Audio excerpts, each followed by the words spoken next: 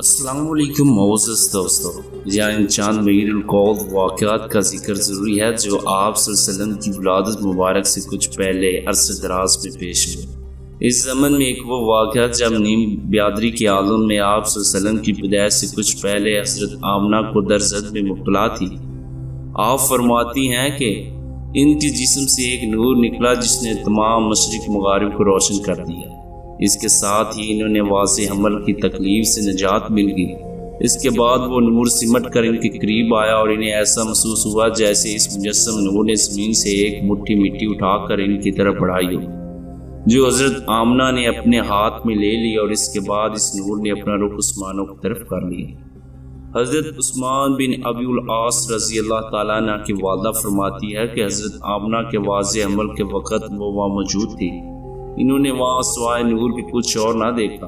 بہرستار زمین کے اس قدر نزدیک آگے گویا زمین پر گرنے والے ہو، یہ سب ناقابل یقین تھا۔ حضرت عبد الرحمن بن عوف رضی اللہ تعالیٰ عنہ کی والدہ آپ صلی اللہ علیہ وسلم کی ولادت کے وقت قبلہ دائی کی خدمات سے انجام دے رہی تھی۔ ان کا بیان ہے کہ جب حضرت محمد صلی اللہ علیہ وسلم اپنی والدہ کی بطن سے ان کے ہاتھ میں آئے تو نامولود کے جسم میں ایسا نور طلوع ہوا جس سے سارے حجرے اور اس کی درد و دیوار چمک اٹھی۔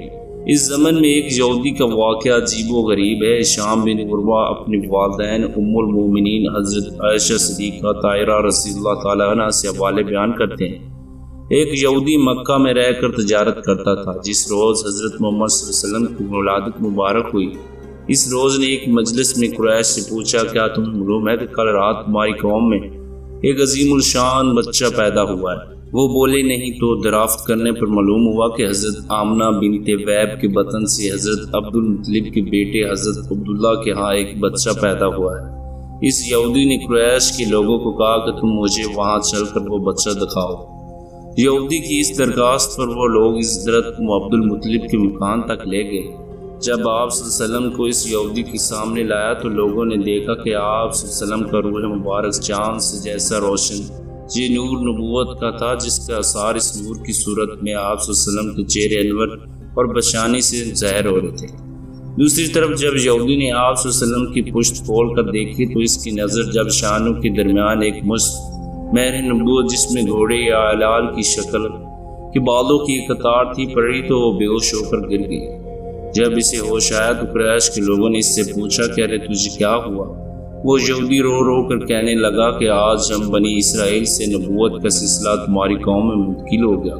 پھر جب اس کی طبیعت سنبھلی تو اس نے قریش کو اس نعمت مبارک کی اور کہا کہ تمہاری ستوت کی یہ خبر اب مشرق کا مغرب پھیل جائے گی۔